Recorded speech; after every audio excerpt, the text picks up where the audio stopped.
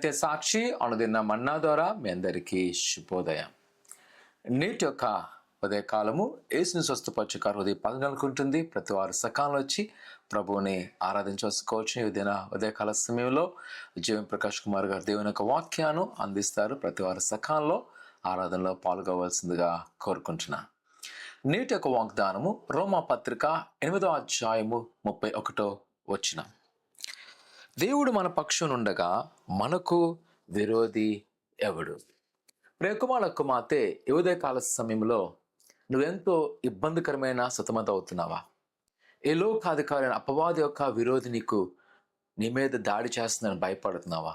లేదా ఏ లోకం ఉన్న మనుషులు నీ మీద దాడి చేస్తానని ఆందోళన చెందుతున్నావా? భయపడక నా ప్రియకుమార కుమార్తె, ప్రభువైన దేవుడు మన పక్షున్నాడు. దేవుని యొక్క వాక్యం చెప్తుంది, యెహోవా మన పక్షుండగా, దేవుడు మన పక్షుండగా మనకు విరోధేవుడు. నిజమే, దేవుని యొక్క వాక్యం సెలవిస్తుంది, ఆనాటి ఇశ్రాయేలు ప్రజలు కూడా నేను మీతో ఉన్నాను, పగలు మేఘస్తంభంగాను రాత్రి అగ్నిస్తంభంగా వాడుతుండడం వలన అనేకమైన శత్రువులు, అనేకమైన అపాయ సమయంలో ప్రభువాన్ని రక్షించున్నాడు. కావున ప్రియకుమార కుమార్తె, ఈ ఉదయకాల సమయంలో మనకున్న ఒక నిరీక్షణ, ఒక భరోసా మాట్లాడి తెలుసా, దేవుడు మన పక్షం ఉన్నాడు. కావున మన విరోధి ఎవరు?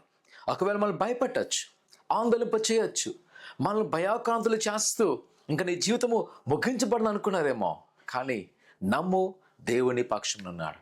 ఆయన నీ పక్షమున వ్యాజ్యమాడబోతున్నాడు.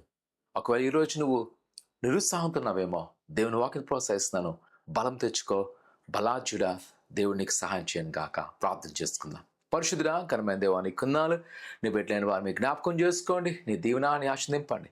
వారికున్న కొద్దులు, వారికున్న ఆటంకాలు యేసు నామమున తొలగించండి. నీ హస్తాల వారిని భద్రపరిచి బలపరచబడుతున్న దేవా, నీ కొందాలు.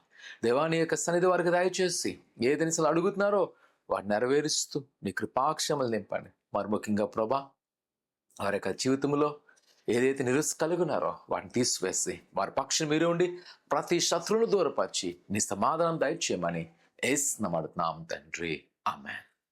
భయపడద్దు, ప్రభు పక్షమున ఆయన తోడును గాక. ఆమేన్.